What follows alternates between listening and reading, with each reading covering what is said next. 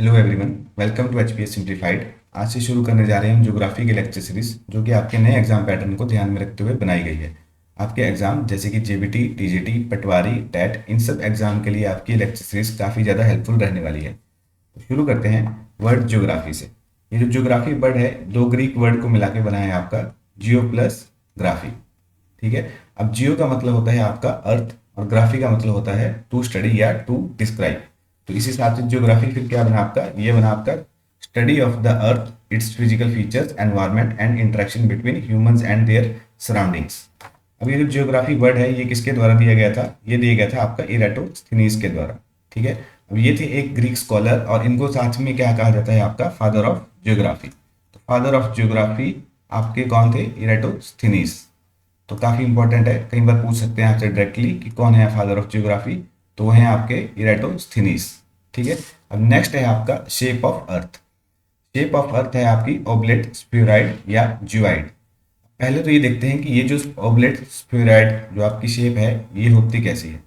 ऐसा स्फीरॉइड जो आपका पोल्स के ऊपर फ्लैट होगा और इक्वेटर के ऊपर थोड़ा बल्जिंग होगा। अब पोल्स के ऊपर ये थोड़ा फ्लैट है, और ये जो बल्जिंग है, ये इसका क्या मतलब हुआ कि आपका जो इंक्रीज रेडियस या आपका एक्सेस मास, जो कि कहाँ पे होगा लोकेटेड? आपका इक्वेटर के ऊपर। यानी कि इक्वेटर के ऊपर आपका इंक्रीज रेडियस, रेडियस थोड़ा बढ़ गया होगा, और वहां पे थोड़ा एक्सेस मास होगा। अब इसका रीजन क्या है आपका ओब्लेट स्फीरॉइड का, इस शेप का? इसका रीजन है आपका सेंट्रीफ्यूगल फोर्स। सेंट्रीफ्यूगल फोर्स की वजह से अर्थ की शेप बनती है ओब्लेट स्फीरॉइड। और सेंट्रीफ्यूगल फोर्स क्यों जनरेट होती है आपकी, किस वजह से? या आपकी अर्थ की रोटेशन की वजह से। जब आप अर्थ अपने एक्सिस के ऊपर रोटेट करती है, जिसकी वजह से सेंट्रीफ्यूगल फोर्स की वजह से आपका जो शेप है, ये आपका ओब्लेट स्फीरॉइड शेप बन जाती है अर्थ की। ठीक है। तो अगर आपको पेपर में पूछा गया कि अर्थ की शेप कैसी है, स्फीरॉइड या ओब्लेट स्फीरॉइड, तो आपने ध्यान रखना है ये है ओब्लेट स्फीरॉइड। ठीक है। अब नेक्स्ट देखते हैं लैंड मास। जो अर्थ है हमारी, जैसे कि हम अभी देखते हैं कि हमारे इस टाइम पे दुनिया में, वर्ल्ड में 7 कंटिनेंट है। अलग अलग कंटिनेंट है 7। लेकिन एक टाइम ऐसा था जब ये सारा लैंड मास था, ये इकट्ठा था। तो उस समय ये डिफरेंट कंटिनेंट तब नहीं बने हुए थे। तो उस समय जो आपका जो लैंड मास था, ये एक ही लैंड मास था पूरा के पूरा, और साइड में इसके था आपका वाटर बॉडी। अभी जो लैंड मास था उस समय, इसको कहते थे आपका पेंजिया या पेंसिया। ठीक है। और ये जो आपका लार्जेस्ट वाटर बॉडी थी, इसको कहते थे पेंथाल्सा। ठीक है। तो ये थे उस समय आपके लार्जेस्ट लैंड मास। तो पूरा के पूरा जो आपका इकट्ठा लैंड मास था, उसे कहा जाता था पेंजिया। और जो वाटर बॉडी थी, उसे कहा जाता था आपका पेंथाल्सा। उसके बाद आपका 250 मिलियन अगर ईयर्स के अराउंड, 250 मिलियन ईयर्स अगो, आपका जो ये लैंड मास था, ये आपका टूट गया।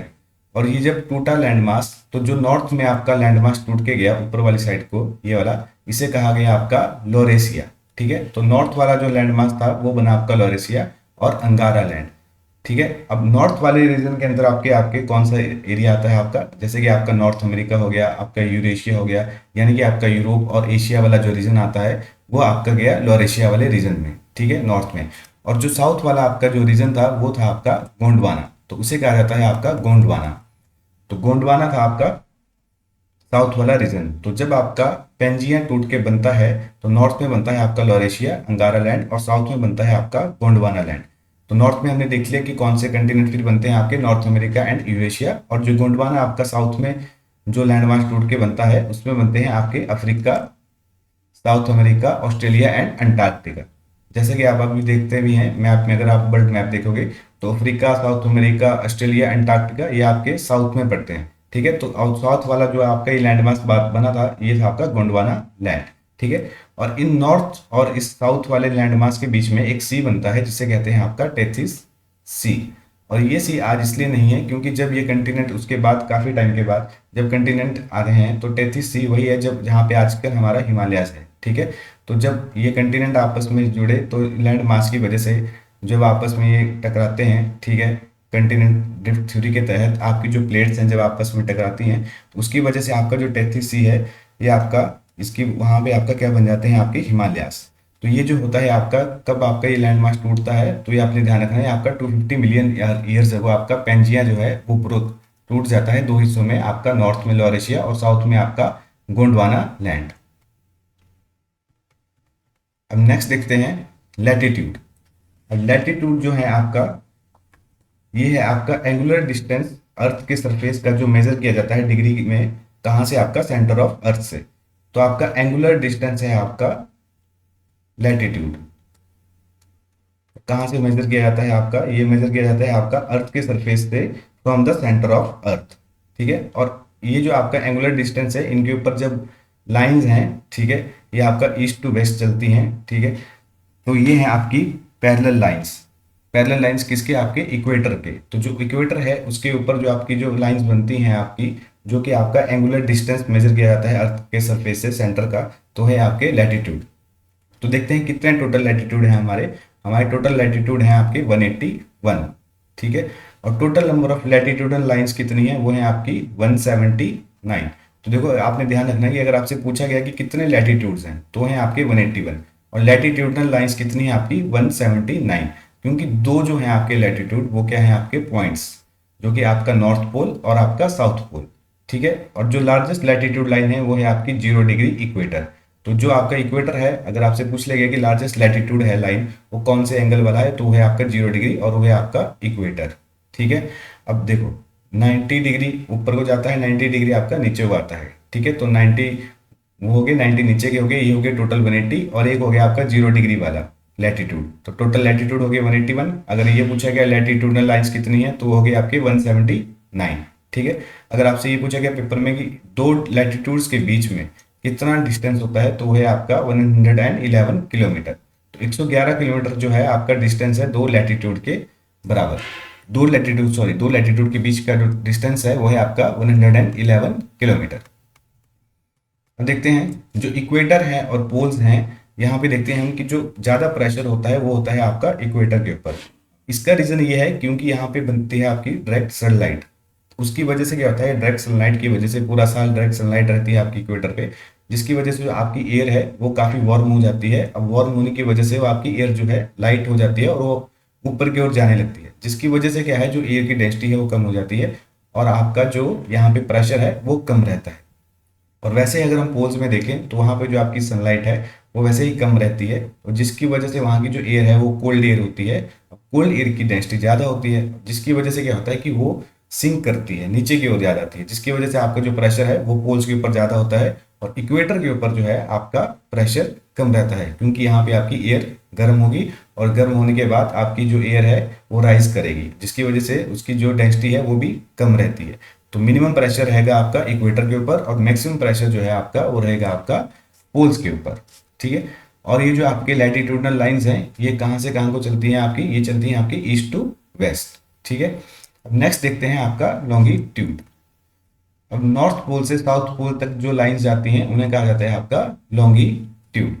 टोटल नंबर ऑफ लॉन्गिट्यूड कितने हैं आपके 360। ठीक है, तो टोटल नंबर ऑफ लॉन्गिट्यूड है आपके 360 और डिस्टेंस बिटवीन टू लॉन्गिट्यूड कितना है आपका 111.4 किलोमीटर। और दो लैटिट्यूड के बीच का डिस्टेंस कितना था आपका 111 किलोमीटर और लॉन्गिट्यूड के बीच का 111.4 किलोमीटर। अब देखो जो 0 डिग्री लॉन्गिट्यूड है वो है आपका प्राइम मेरिडियन। ठीक है, अब जो प्राइम मेरिडियन है ये है आपका 0 डिग्री लॉन्गिट्यूड एंड 180 डिग्री जो लॉन्गिट्यूड है आपका वो ये है आपका इंटरनेशनल डेट लाइन। जो प्राइम मेरिडियन है ये है आपका 0 डिग्री लैटिट्यूड। ठीक है, और इस लैटिट्यूड से लॉन्गिट्यूड से आपका मेजर किया जाता है आपका टाइम। जो भी आपका टाइम, जैसे ईस्ट में अगर आप जाएंगे इस लाइन के, तो वहाँ पे आपका जो टाइम है वो ज़्यादा होगा, और इस लॉन्गिट्यूड के अगर आप वेस्ट में जाएंगे तो वहाँ पे आपका जो टाइम है वो कम होगा। ठीक है, तो 180 डिग्री लॉन्गिट्यूड है आपका इंटरनेशनल डेट लाइन और 0 डिग्री लॉन्गिट्यूड है आपका प्राइम मेरिडियन। ठीक है, अब ये देखते हैं कि जो आपका प्राइम मेरिडियन है वो कौन कौन सी आपकी कंट्रीज के थ्रू पास करता है। तो ये देखते हैं, तो सबसे पहले जो आपका ये 0 डिग्री लॉन्गिट्यूड है प्राइम मेरिडियन, इसकी जो अगर हम एग्जैक्ट लोकेशन देखें तो यह है इसकी लंदन में।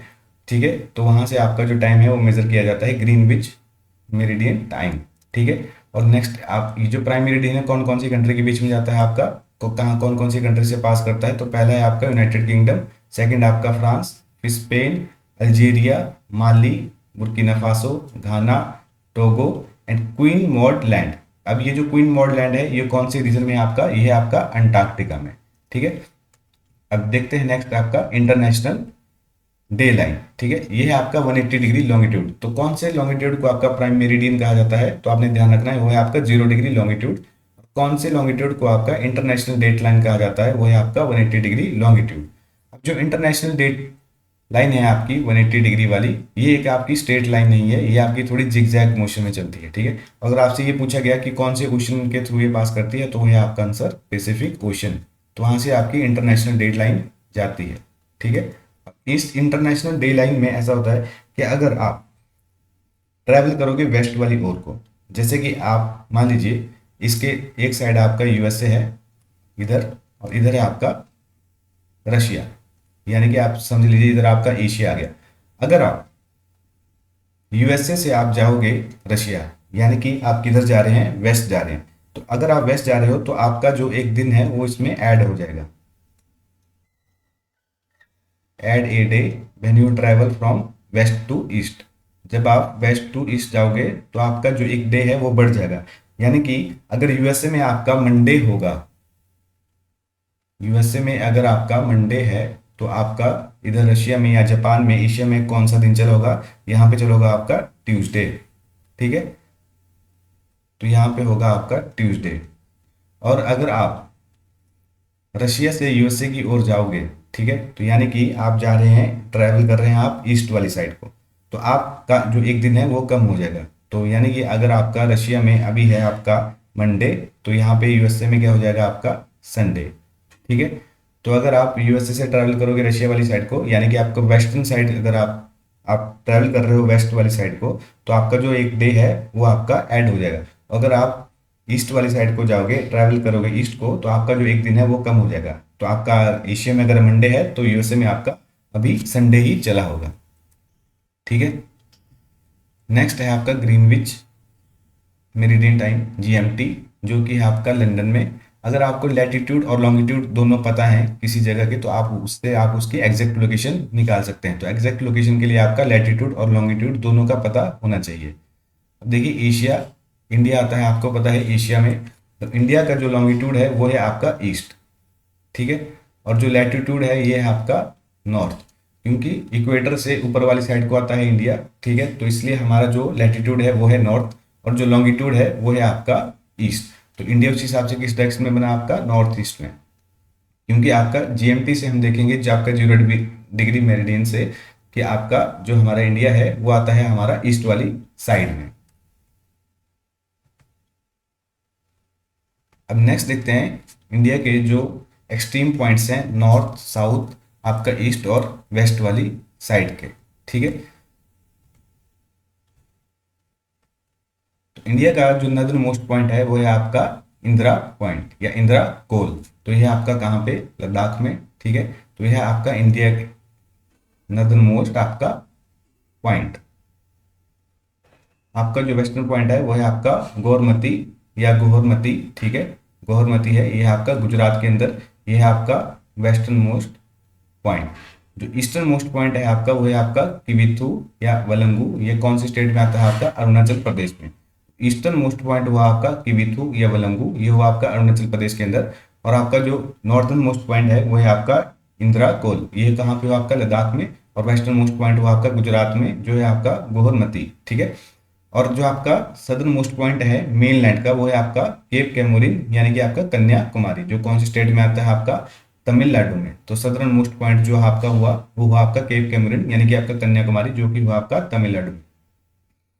ये था आपका जो इंडिया के मेन लैंड के एक्सट्रीम पॉइंट थे। अगर वैसे देखा जाए तो सदर्न मोस्ट जो हमारा देश का पॉइंट है वो है आपका इंदिरा पॉइंट, ठीक है। तो वो आता है आपका अंडमान एंड निकोबार आइलैंड में, ठीक है। तो अगर आपसे ये पूछा गया कि मेन लैंड का सदर्न मोस्ट पॉइंट क्या है, तो आपका आंसर होगा केप कैमोरिन, यानी कि आपका कन्याकुमारी, जो कि आपका आता है तमिलनाडु के अंदर। लेकिन अगर आपसे ये पूछा गया कि इंडिया का सदर्न मोस्ट पॉइंट कौन सा है, तो है आपका इंदिरा पॉइंट, ठीक है। तो ये आपका अंडमान एंड निकोबार के अंदर, ठीक है। अगर नॉर्थ से साउथ की मेनलैंड की अगर हम ये देखें डिस्टेंस कितना है नॉर्थ पॉइंट और साउथ पॉइंट का, तो है आपका 3214 किलोमीटर, ठीक है। तो 3214 किलोमीटर है आपका नॉर्थ से लेके इंडिया का साउथ का टोटल डिस्टेंस। और जो ईस्ट टू वेस्ट अगर देखा जाए तो है आपका 2933 किलोमीटर। तो ये है टोटल डिस्टेंस आपका। तो अगर आपसे पूछ सकते हैं कि नॉर्थ से लेके साउथ तक का डिस्टेंस कितना है नर्दर्न मोस्ट पॉइंट से लेके सदर्न मोस्ट पॉइंट तक का, तो है आपका 3214 किलोमीटर। और आपका ईस्टर्न मोस्ट पॉइंट से लेके वेस्टर्न मोस्ट पॉइंट तक आपका जो टोटल डिस्टेंस है वो है आपका 2933 किलोमीटर। अब जो इंडिया है वो कितना एरिया कवर करता है वर्ल्ड का, तो आपने ध्यान रखना है वो है आपका 2.4%। ठीक है। अगर ये पूछ ले गया कि वर्ल्ड की पॉपुलेशन का कितना हिस्सा है, तो वो है आपका 17.7%। ठीक है। तो अगर एरिया पूछा गया तो वो है आपका 2.4%। और अगर आपसे ये पूछा गया पॉपुलेशन कितनी है, तो है आपका 17.7%। ठीक है। तो ठीक है, एक बार इसको फिर से रिवाइज कर लेते हैं कि नदर्न मोस्ट पॉइंट क्या क्या बना आपका इंदिरा कोल, ईस्टर्न मोस्ट पॉइंट आपका किबिथु पलंगू, वेस्टर्न मोस्ट पॉइंट आपका गोहरमती राजगीर क्रीक, ये आपका गुजरात में आता है। सदर्न मोस्ट पॉइंट जो है आपका मेनलैंड का कन्याकुमारी। उसके बाद सदर्न मोस्ट पॉइंट अगर वैसे ही पूछा गया तो है आपका इंदिरा पॉइंट, जिसको और भी नाम से जाना जाता है आपका पिग्मेलियन, परसवन और ला हिचिंग। ठीक है। तो जो आपका सदर्न मोस्ट पॉइंट आया इंडिया का वो है आपका इंदिरा पॉइंट। ठीक है। पिग्मेलियन, पर्सन, ला हिचिंग। ठीक है। ये एक ही जगह के आपके अलग अलग नाम हैं। ठीक है।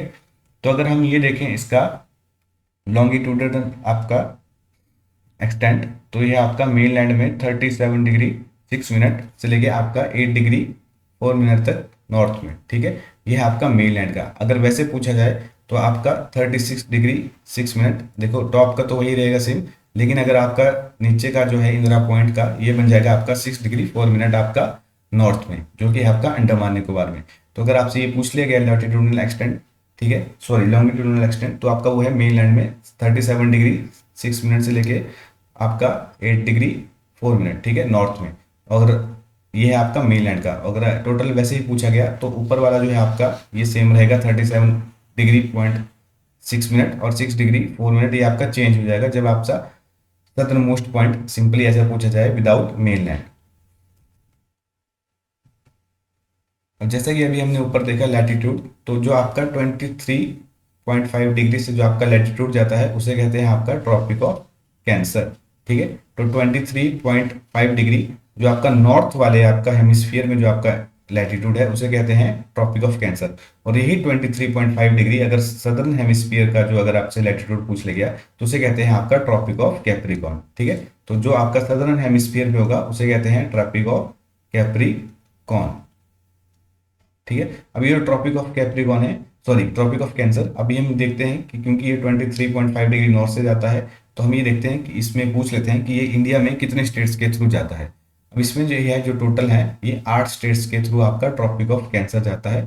शुरुआत होती है आपकी गुजरात से, गुजरात के बाद आपका स्टेट जो नेक्स्ट आता है राजस्थान, नेक्स्ट आपका एमपी, उसके छत्तीसगढ़, झारखंड, वेस्ट बंगाल, त्रिपुरा, मिजोरम। तो पेपर में आपसे आपको ये इंपॉर्टेंट है काफ़ी, आपको इनके नाम भी याद होने चाहिए, क्योंकि कई बार पेपर में आपको 4 ऑप्शन दे देंगे जिनमें से एक स्टेट ऐसा होगा जिसके थ्रू आपका ट्रॉपिक ऑफ कैंसर नहीं जा रहा होगा। तो आपको ये ध्यान रखना है कि किन किन स्टेट्स के थ्रू आपकी जो ट्रॉपिक ऑफ कैंसर है वो पास करती है। तो है आपका गुजरात, राजस्थान, मध्य प्रदेश, छत्तीसगढ़, झारखंड, वेस्ट बंगाल, त्रिपुरा एंड मिजोरम। ठीक है। और टोटल भी आपने नंबर याद रखना है कि जो टोटल नंबर है वो है आपका 8। ठीक है। अब नेक्स्ट है आपका इंडियन स्टैंडर्ड टाइम। अब देखिए जो वर्ल्ड का टाइम है जो वहाँ से मेजर किया जाता है वो था आपका 0 डिग्री मेरिडियन। ठीक है, जिसको बोलते हैं जीएमटी। जो इंडियन स्टैंडर्ड टाइम है उसका वो क्या है आपका 82.5 डिग्री। ठीक है। अब ईस्ट आपको पता है कि उससे आपका ईस्ट वाली साइड में है 0 डिग्री मेरिडियन से, और जो आपका लॉन्गिट्यूड बनता है वो है आपका 82.5 डिग्री। ठीक है। अब ये कहाँ से पास करता है, ये करता है आपका यूपी। यूपी में कहाँ से आपका जनरली आपका जो मिर्जापुर वाला रीजन है वहां से आपका आईएसटी, तो वहां पे बनता है आपका ये वाला पॉइंट 82.5 डिग्री ईस्ट। ठीक है, जो कि लिखा भी हुआ है। ठीक है। अब ये जो आपका इंडियन स्टैंडर्ड टाइम है, ठीक है, ये कितने स्टेट्स के थ्रू जाता है आपका, ये जाता है आपका 5 स्टेट्स के थ्रू। तो पहला है आपका यूपी, नेक्स्ट है आपका मध्य प्रदेश, थर्ड आपका छत्तीसगढ़, चौथा है आपका आंध्र प्रदेश एंड पांचवा है आपका उड़ीसा। तो ट्रॉपिक ऑफ कैंसर अगर आपको आया तो आपको ध्यान रखना है कि 8 स्टेट्स के थ्रू वो पास करता है। और आपका जो इंडियन स्टैंडर्ड टाइम, ये जो आपका मेरिडियन है, ये कितने स्टेट्स के थ्रू जाता है आपका, ये जाता है आपका 5 स्टेट्स के थ्रू। ठीक है। तो आपका UP, MP, Chhattisgarh, Andhra Pradesh and Orissa. अभी जो आपका ट्रॉपिक ऑफ कैंसर है और इंडियन स्टैंडर्ड टाइम, ये कहाँ पे इंटरसेक्ट करते हैं, ये करते हैं कोरिया जगह। ठीक है, KORIYA या KORIA। ठीक है, ये पड़ता है कौन सी स्टेट में आपका, छत्तीसगढ़। ठीक है। तो आपने ये ध्यान रखना है कि छत्तीसगढ़ स्टेट में आपका tropic of cancer and Indian standard time है वो आपस में इंटरसेक्ट करते हैं। अब जीएमटी से हमारा जो टाइम पीरियड है वो कितना आगे है, तो अगर वहाँ पे 12 बजे हैं, ठीक है, दिन के, तो अगर तो हमारे यहाँ पे कितने बजेंगे, यहाँ पे बजेंगे शाम के 5:30, क्योंकि हमारा जो टाइम है वहाँ से 5 घंटे 30 मिनट आगे चलता है। अब इसको देखते हैं कि कैसे ये जो आपका 82.5 डिग्री है इंडियन स्टैंडर्ड टाइम, किस कैसे हमने ये निकाला कि आपका जो ये टाइम पीरियड है ये प्लस में आया 5.30 मिनट। अब देखें क्योंकि जो देखो जब अर्थ रोटेट करेगी तो 360 डिग्री रोटेट करेगी। अब हमें ये पता है कि वो कितने टाइम पीरियड में रोटेट करती है, 24 आवर में, ठीक है। तो 1 घंटे में वो कितना रोटेट करेगी, तो यहाँ से निकल गया आपका 15 डिग्री। तो 1 घंटे में आपका 15 डिग्री रोटेट किया, उसके बाद तो यानी कि आपका 60 मिनट के अंदर वो 15 डिग्री रोटेट कर रही है, ठीक है। तो यहाँ से हमें पता चला कि अगर उसने 1 डिग्री रोटेट करना हो तो कितने मिनट में होगा, आपका 4 मिनट के अंदर। तो अगर हमारा जो टाइम है वो है, sorry, Indian standard time 82.5 degree, तो अगर हम यहाँ पे देखें इसको कन्वर्ट करके अब, तो 82 पूरा होगा तो 82 × 4 प्लस आपका हाफ इंटू 4, क्योंकि 0.5 है इसलिए आपका हाफ इंटू 4 ये आपका ऐड हो जाएगा। तो ये बन गया आपका 328 + 2 और 330 मिनट्स। अगर हम इसको आवर्स में कन्वर्ट कर दें तो ये बन गया आपका 5 घंटे 30 मिनट, ठीक है। तो 5.5 आवर्स बन गए आपके ये, तो ठीक है। तो 82.5 डिग्री ये बन गया आपका 530 मिनट्स, यानी कि आपका जो ग्रीनविच मीडियन टाइम है तो उससे हमारा जो टाइम है वो 5 घंटे 30 मिनट आगे चलेगा।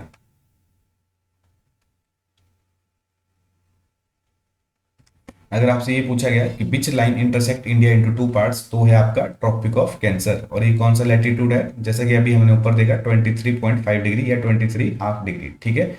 और रेंज कौन सी रेंज है जो इंडिया को 2 हिस्सों में डिवाइड करती है, तो ये है आपकी विंध्याचल रेंज, ठीक है।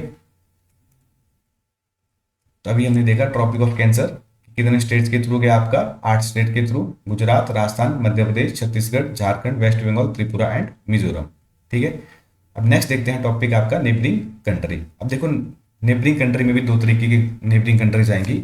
एक है आपका डायरेक्ट नेबरिंग कंट्री, जहां पे यानी कि आपके जो बॉर्डर है वहां पे हमारी जो बाउंड्री है लैंड की वो टच कर रही है, ठीक है। तो हो गया आपकी डायरेक्ट नेबरिंग कंट्रीज। और इनडायरेक्ट नेबरिंग कंट्रीज जहां पे हमारा जो कंट्री का बॉर्डर है वो डायरेक्टली टच नहीं करता है, यानी कि आपका मेन लैंड का एरिया टच नहीं कर रहा है, ठीक है।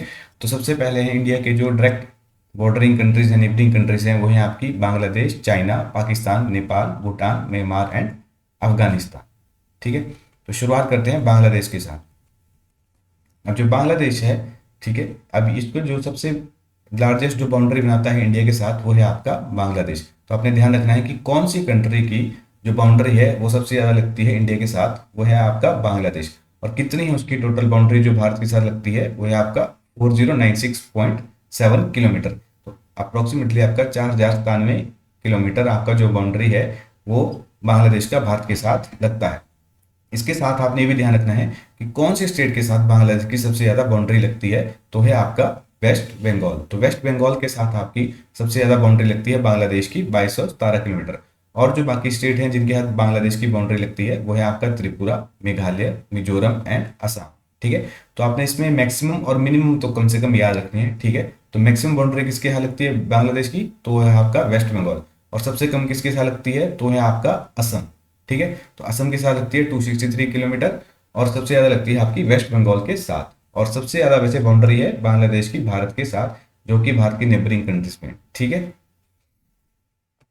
उसके बाद देखते हैं जो आपका बांग्लादेश है उनकी ऑफिशियल लैंग्वेज क्या है, आपकी बंगाली। नेशनल फ्लावर क्या है इनका, ये है इनका वाटर लिली, ठीक है। करेंसी इनकी क्या है, आपको पता है टका। कैपिटल है इनकी ढाका, ठीक है। नेशनल स्पोर्ट्स है इनका कबड्डी, ठीक है। और इनको इंडिपेंडेंस कब मिली थी, 26 मार्च 1971। कौन सी कंट्री से अलग हुआ था बांग्लादेश आपका, ये हुआ था आपका पाकिस्तान, ठीक है। तो उस समय इनको कहा जाता था 26 मार्च 1970 से पहले ईस्ट पाकिस्तान, ठीक है। अब ये किसकी मदद की वजह से अलग हुए थे, ये इंडिया की मदद की वजह से आपका इनको बांग्लादेश को इंडिपेंडेंस मिली थी, तो ठीक है 26 मार्च 1971 को, ठीक है। उसके बाद इनकी जो पार्लियामेंट है उसे क्या कहा जाता है, कौन से नाम से जाना जाता है, तो उसे कहा जाता है आपका जातीय पार्लियामेंट और जातीय संसद, ठीक है। और एक कॉरिडोर है तीन ब्रिज कॉरिडोर, आपको ध्यान रखना है कि कौन सी कंट्री के बीच में है, ये आपका भारत और बांग्लादेश के बीच में। तो अगर आपसे डायरेक्टली पूछ सकते हैं कि ये जो तीन ब्रिज कॉरिडोर है कौन सी दो कंट्री के बीच में है या कौन तो ये है आपका इंडिया एंड बांग्लादेश। या ऐसे पूछ सकते हैं कि जो 3 ब्रिज कॉरिडोर है भारत का कौन सी नेबरिंग कंट्री के साथ है, तो ये आपका इंडिया एंड बांग्लादेश, ठीक है। और नेशनल एनिमल क्या है आपका बांग्लादेश का, वो है आपका रॉयल बंगाल टाइगर।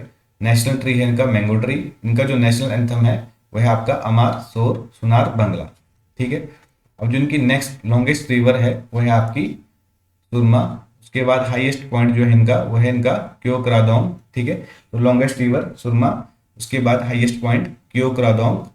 और जो रिवर बाउंड्री बनाती है इंडिया और बांग्लादेश के बीच में वो है आपकी तिस्ता रिवर, ठीक है। अगर ये पूछ ले गया कि ये जो तिस्ता रिवर है कौन सी रिवर की ट्रिब्यूटरी है, तो वो है आपकी ब्रह्मपुत्रा, ठीक है। तो ब्रह्मपुत्रा की ट्रिब्यूटरी है आपकी तिस्ता रिवर, ठीक है। अब जो रिवर्स हैं इंडिया और बांग्लादेश के बीच में जो दोनों जगह आपकी बहती हैं वो है आपका एक फैनी रिवर और दूसरी है आपकी मोहरी रिवर, ठीक है। उसके बाद आपके जो मैत्री एक्सप्रेस जो आपकी ट्रेन चलती है इंडिया और बांग्लादेश के बीच में, मैत्री एक्सप्रेस एंड आपका बंधन एक्सप्रेस, ठीक है। जो नेशनल पोइट हैं बांग्लादेश के वो हैं कौन, आपके काजी नजरुल इस्लाम, ठीक है। तो काजी नजरुल इस्लाम है आपके नेशनल पोइट। उसके बाद फादर ऑफ नेशन किसे कहा जाता है इनके बांग्लादेश के, वो हैं आपके शेख मुजीबुर रहमान, ठीक है। तो जूट है उसकी काफ़ी जो प्रोडक्शन है बांग्लादेश के अंदर बहुत ज़्यादा होती है। तो मैक्सिमम कभी ज़्यादातर इसके जो बांग्लादेश है नंबर 1 पोजीशन पे होता है, लेकिन ये जो पोजीशन है आपकी ये चेंज होती रहती है, ठीक है। तो कई बार सेकंड नंबर पे भी बांग्लादेश आपका आ जाता है। और जो उनका जो नेशनल फ्रूट है वो है आपका जैक फ्रूट, ठीक है। तो बांग्लादेश के बारे में आपने जो चीज़ याद रखनी है, तो ये सारी इंपॉर्टेंट चीज़ें थी बांग्लादेश के बारे में। तो ये सबसे ज़्यादा इंपॉर्टेंट चीज़ थी कि बांग्लादेश के साथ भारत का जो लैंड बाउंड्री है वो सबसे ज़्यादा है, और वो कितना है आपका 4096.7 किलोमीटर। और सबसे ज़्यादा कौन सी स्टेट के यहाँ लगता था, वेस्ट बंगाल, और सबसे कम असम के साथ, ठीक है। नेक्स्ट जो हमारा नेबरिंग कंट्री है उसे देखते हैं आपका भूटान। भूटान के साथ जो इंडिया का बाउंड्री लगता है वो है आपका 699 किलोमीटर। और सबसे ज़्यादा जो भूटान की बाउंड्री लगती है कौन सी स्टेट के साथ, वो लगती है आपकी असम के साथ, ठीक है। तो बांग्लादेश के केस में अगर पूछा गया तो असम की सबसे कम थी, और भूटान के केस में असम की जो बाउंड्री है वो सबसे ज़्यादा है, ठीक है। नेक्स्ट आता है आपका अरुणाचल प्रदेश। उसके साथ 217 किलोमीटर, वेस्ट बंगाल के साथ 183 किलोमीटर, एंड सिक्किम के साथ 32 किलोमीटर। तो देखिए भूटान के साथ सबसे ज़्यादा लगी असम के साथ भूटान की बाउंड्री, और सबसे कम सिक्किम के साथ। बांग्लादेश की सबसे ज़्यादा वेस्ट बंगाल के साथ, और सबसे कम आपकी असम के साथ, ठीक है।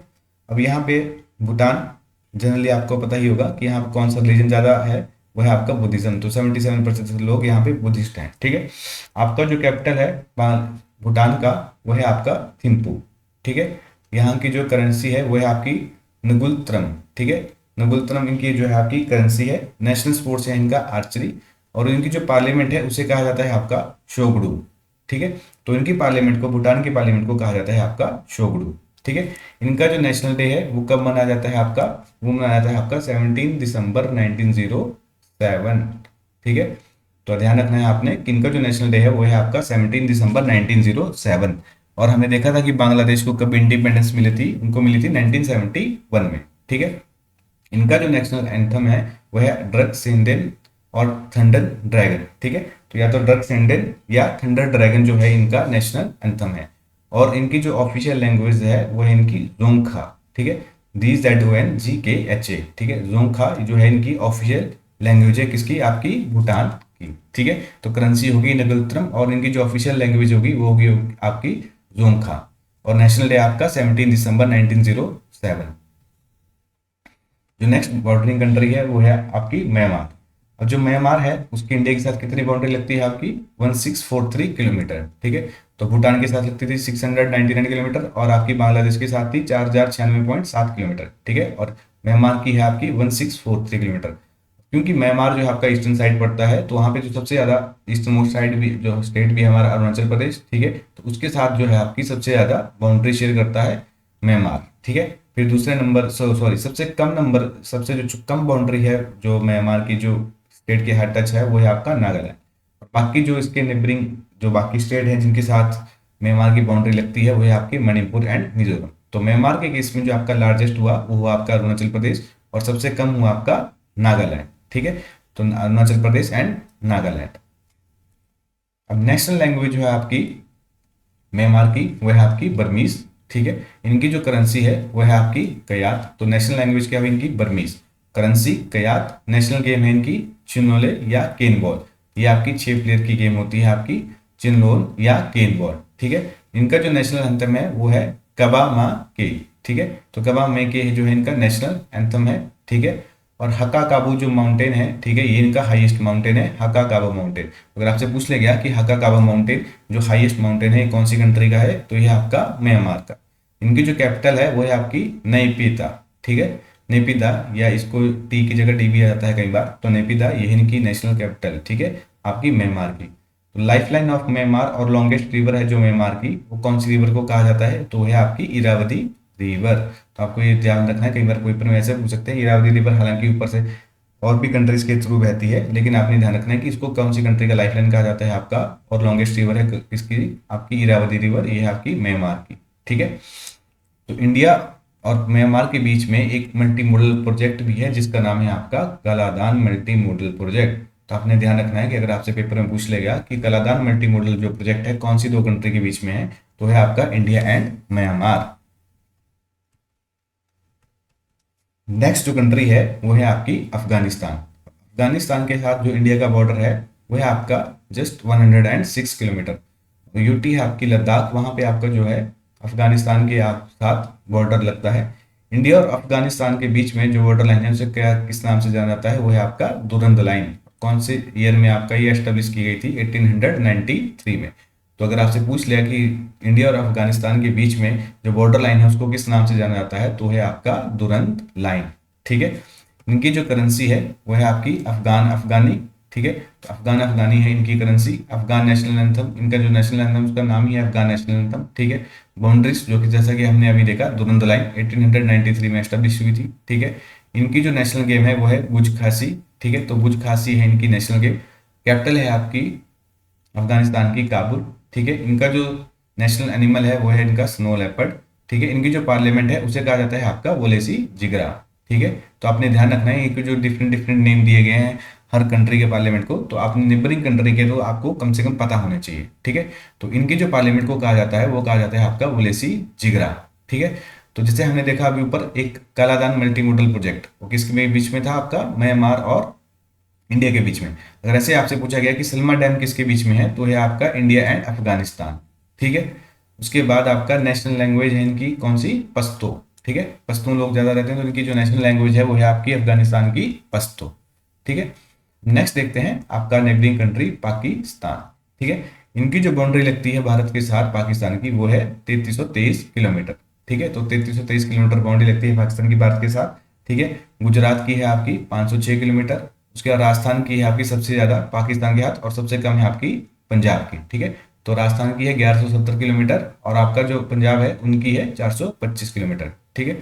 अब यूनियन टेरिटरी है जम्मू एंड कश्मीर एंड लद्दाख। ठीक है। अब यूनियन टेरिटरी बन गई है। ठीक है। तो इनकी जो टोटल बाउंड्री लगती है वो है आपका 1222 किलोमीटर। ठीक है। अब ये जो आपका बॉर्डर है इंडिया और पाकिस्तान के बीच में, इसके कहा जाता है आपका रेड क्लिफ। ठीक है।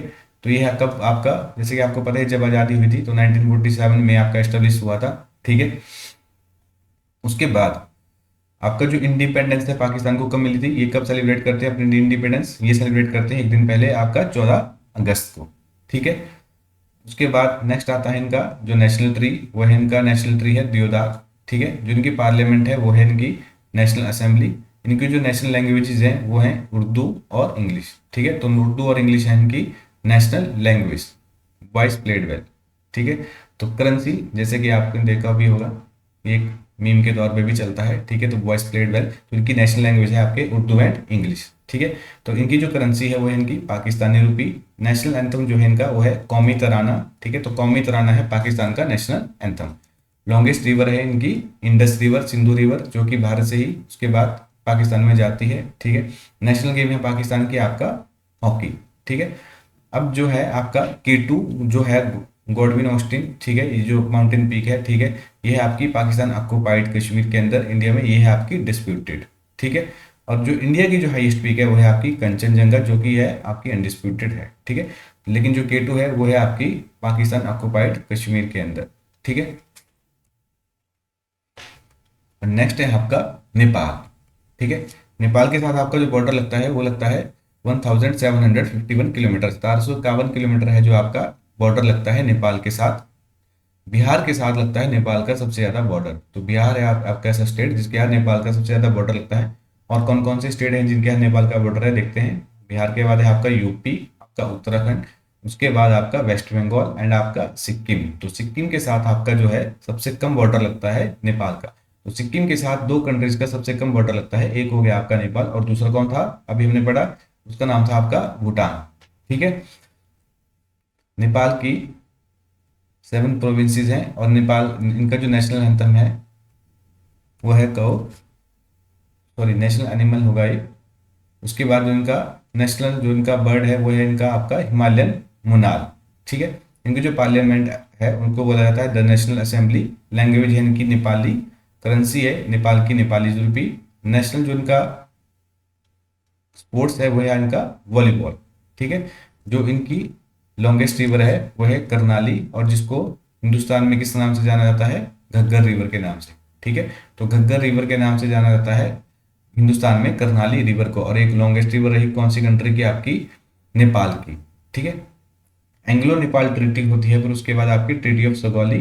ठीक है, ये कौन सी ईयर में होती है आपकी 1816 में। किसके बीच में हुई थी, गुरखाज और ब्रिटिशर्स के बीच में। ठीक है, हाईएस्ट माउंटेन ये तो आपको सबको ही पता होगा, माउंट एवरेस्ट। और किस नाम से जाना जाता है इसको नेपाल में, आपका सागर मथा। ठीक है, तो सागर मथा के नाम से जाना जाता है आपका माउंट एवरेस्ट को।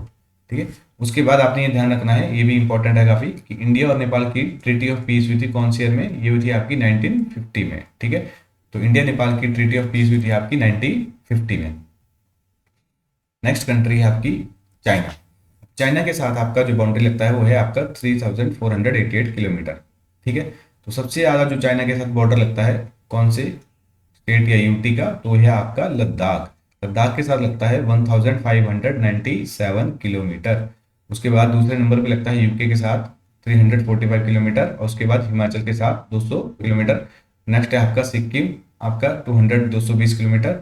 और नेक्स्ट है आपका लास्ट में अरुणाचल प्रदेश। ठीक है, तो आपका 1 2 3 4 5 स्टेट और यूनियन टेरिटरी, तो जिसमें से 4 स्टेट हुए और एक आपका यूनियन टेरिटरी, इनके साथ आपका चाइना का बॉर्डर लगता है। तो सबसे ज्यादा लगा आपका लद्दाख के साथ और सबसे कम आपका सिक्किम के साथ।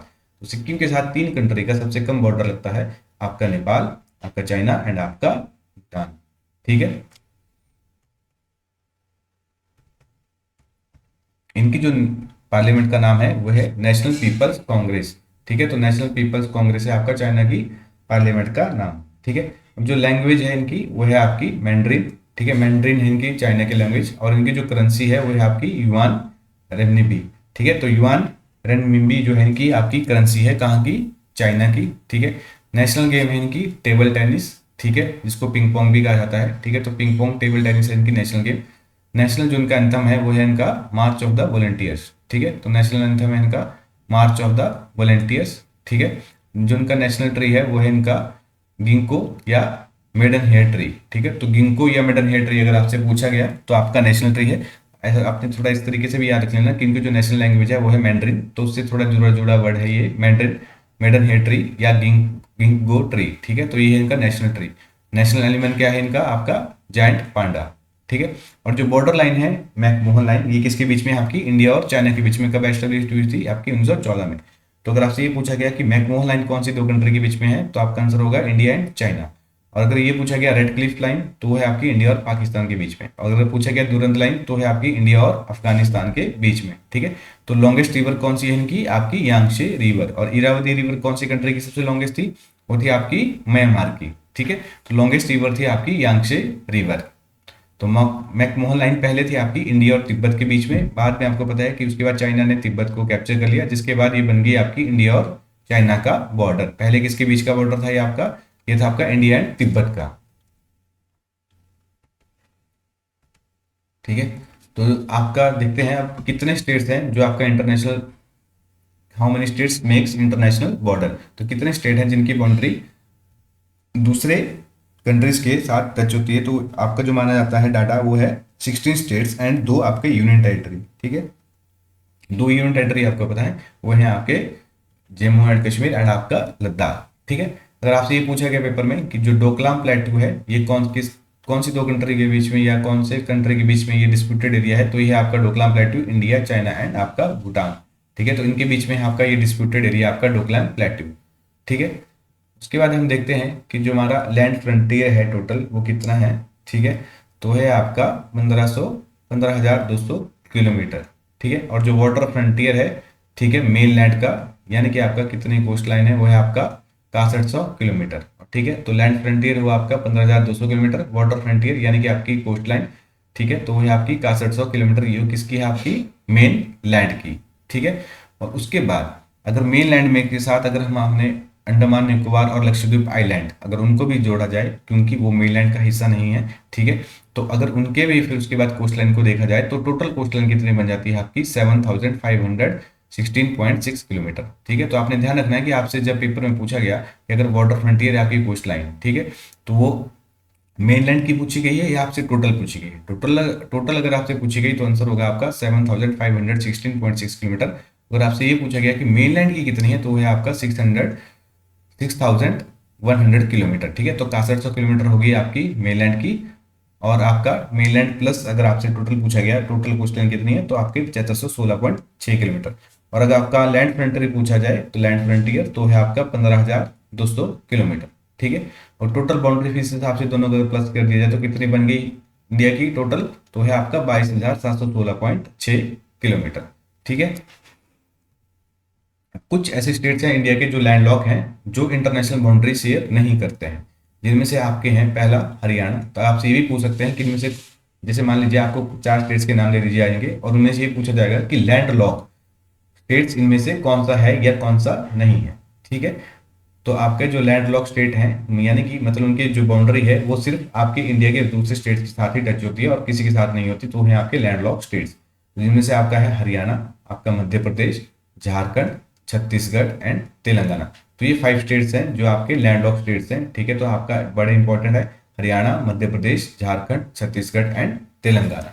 ठीक है, कितने स्टेट्स हैं टोटल जो आपका कोस्टल बॉर्डर लगाते हैं, तो हैं आपके टोटल 9।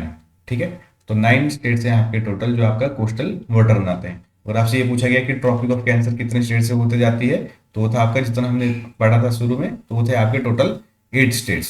ठीक है, अब ये देखते हैं यहाँ पे आपका कि Gujarat, Maharashtra, Karnataka, Andhra Pradesh, Tamil Nadu, Kerala, West Bengal and Goa and Orissa. ठीक है, तो ये हैं आपके 9 स्टेट्स जो आपका कोस्टल बॉर्डर है जिनका। ठीक है, तो सबसे ज्यादा है किसका, कौन सी स्टेट, अगर आपसे पूछा गया कि कौन से स्टेट का जो है वो कोस्टल बॉर्डर सबसे ज्यादा है, जनरली लोगों का जो आंसर है वो ध्यान रहता है महाराष्ट्र के ऊपर। ठीक है, लेकिन जो आपका जो इसमें करेक्ट आंसर होगा वो है आपका गुजरात। अगर पूछ लिया गया कि कौन सी स्टेट का जो है वो कोस्टल बॉर्डर जो है सबसे कम है, तो वो है आपका गोवा।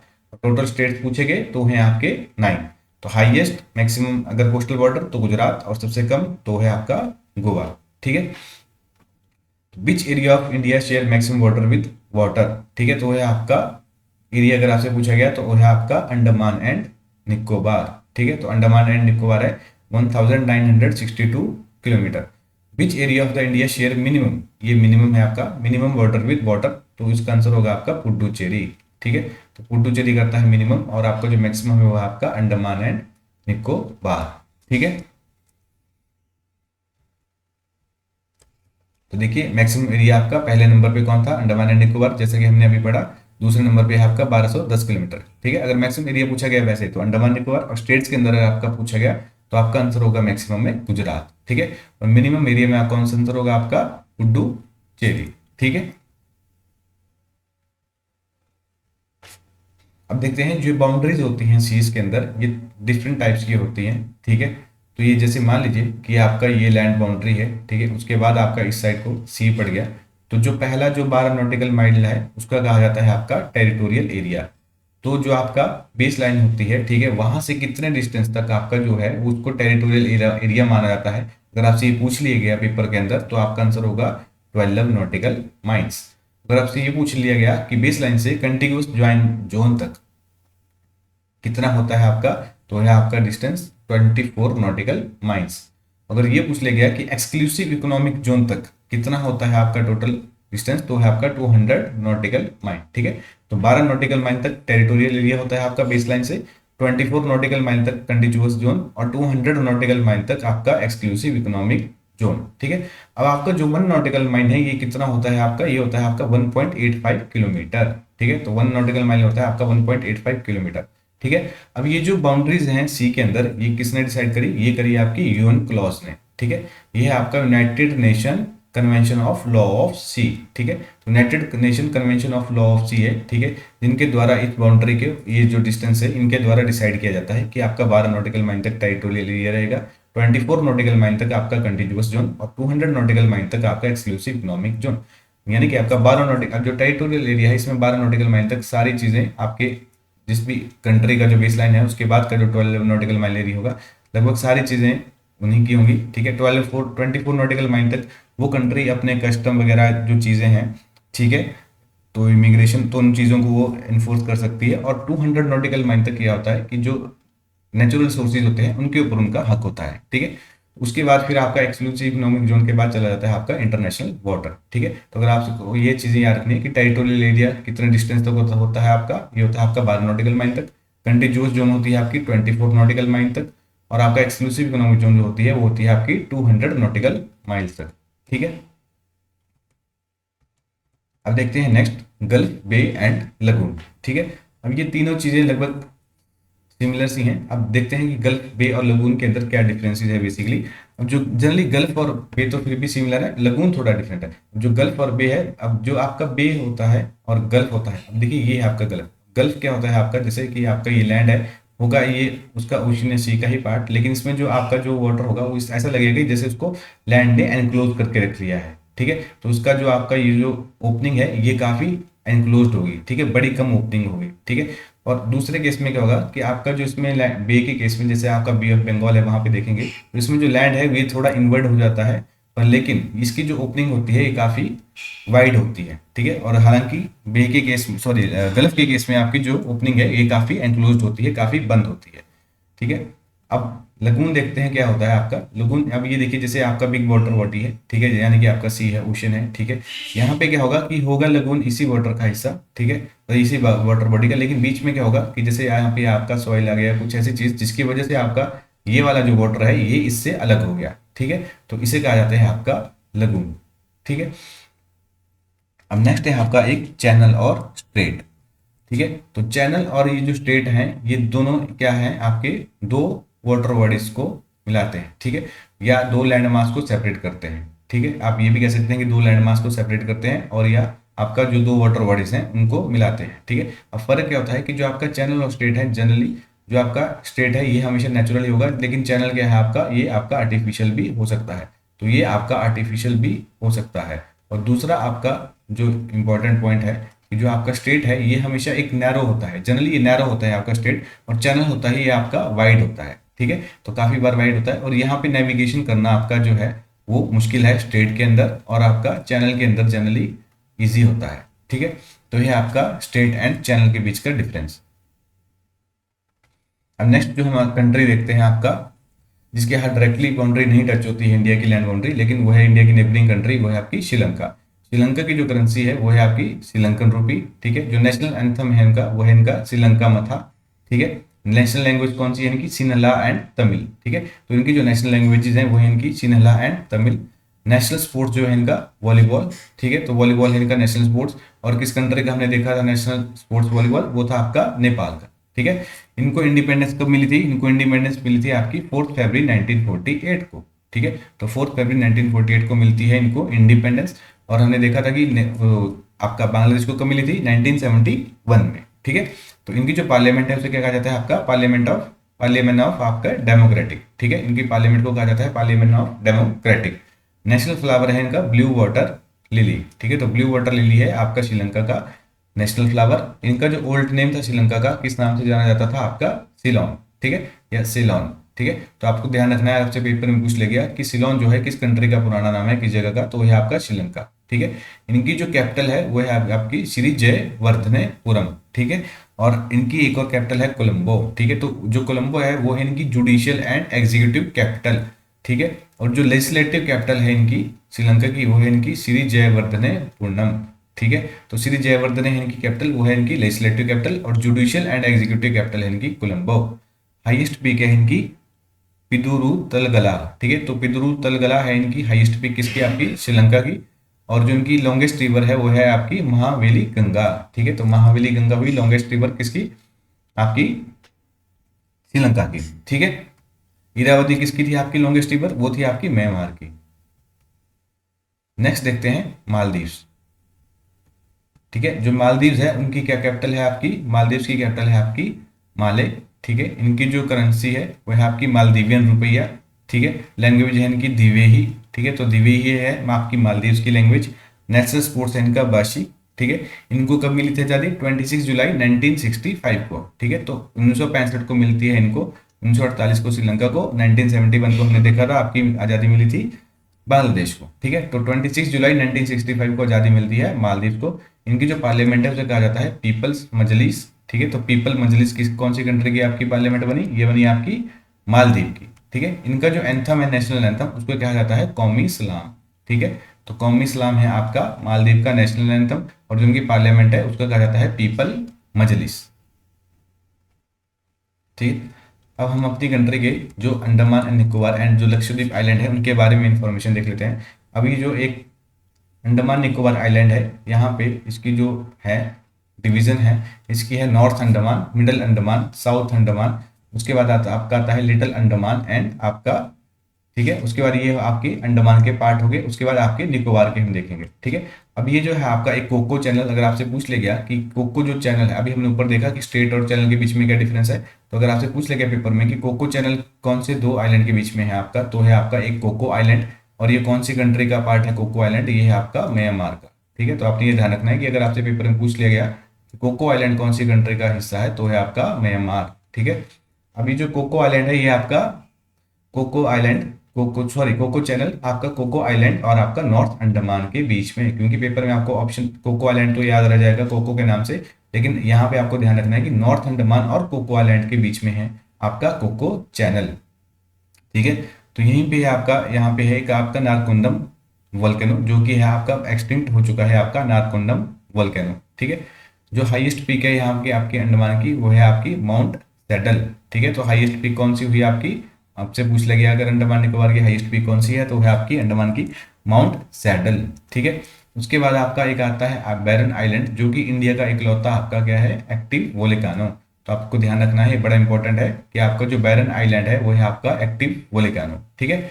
उसके बाद जो नारकोंडम वोल्केनो है वो क्या है आपका अब एक्सटिंक्ट वोल्केनो। अगर हाईएस्ट पीक पूछी गई तो है आपकी माउंट सैडल, ठीक है। उसके बाद कैपिटल कौन सी है आपकी अंडमान निकोबार की, वो है आपकी पोर्ट ब्लेयर, ठीक है। पोर्ट ब्लेयर है आपकी अंडमान निकोबार की कैपिटल, ठीक है। उसके बाद अगर आपसे जैसे हमने देखा कि कोको चैनल जो है आपका कोको आइलैंड और आपका नॉर्थ अंडमान के बीच में है आपका, अगर वैसे पूछ लिया गया कि डंकन पैसेज किसके बीच में है, तो डंकन पैसेज है आपका साउथ अंडमान एंड आपका लिटिल अंडमान के बीच में, ठीक है। तो little Andaman and south Andaman के बीच में है आपका डंकन पैसेज, ठीक है। और उसके बाद अगर आपसे पूछ लिया गया कि 10 डिग्री चैनल किसके बीच में है, तो 10 डिग्री चैनल है आपका little Nicobar and little Andaman and आपका कार निकोबार के बीच में।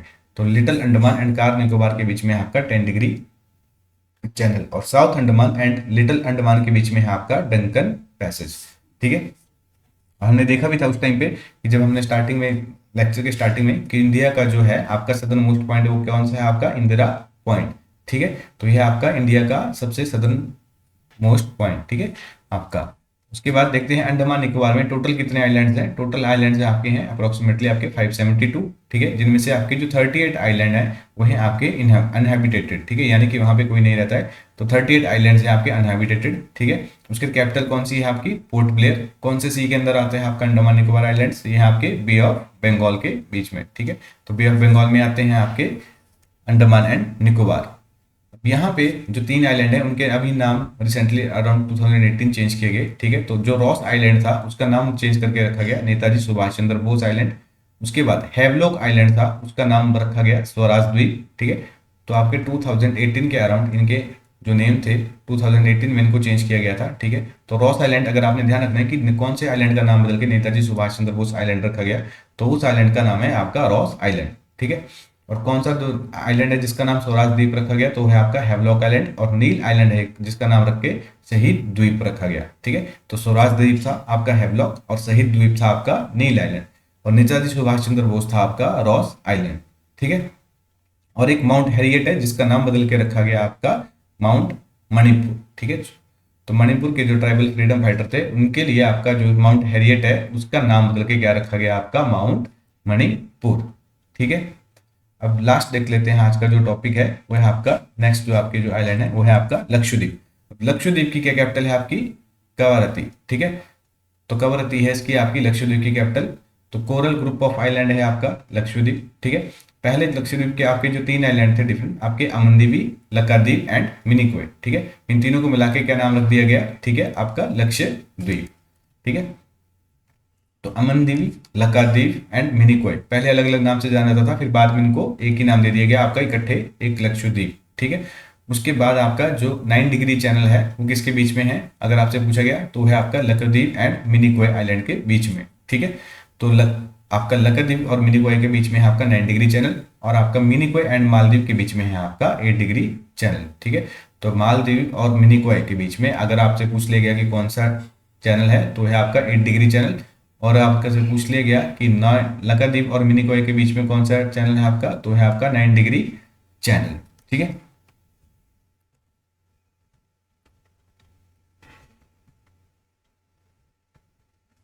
तो इसी के साथ हमारा आज का टॉपिक खत्म होता है, और इस लेक्चर की आपको पीडीएफ जो है वो आपको मिल जाएगी हमारे टेलीग्राम चैनल पे, ठीक है, जिसका लिंक आपके साथ डिस्क्रिप्शन में भी शेयर कर दिया जाएगा, ठीक है। तो आशा करते हैं आपको लेक्चर अच्छा लगा हो। तो मिलते हैं नेक्स्ट लेक्चर में आपके साथ नेक्स्ट टॉपिक के साथ, ठीक है। Thank you very much.